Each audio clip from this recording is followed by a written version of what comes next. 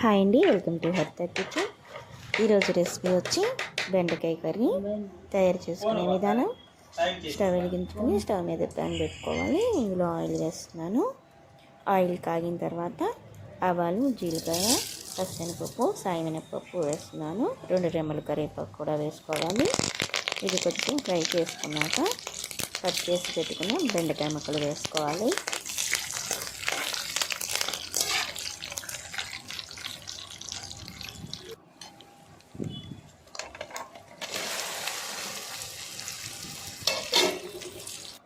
ఒకసారి కలుపుకుందాం.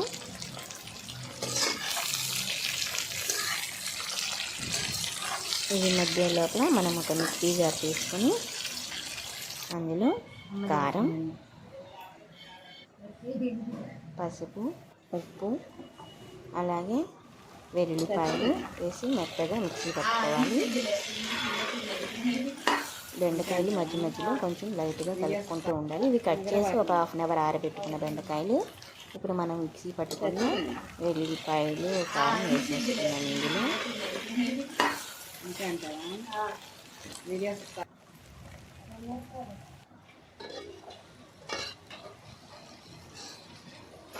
ఒకసారి ఇదంతా బాగా కలుపుకొని బాగా ఫ్రై చేసుకోవాలి.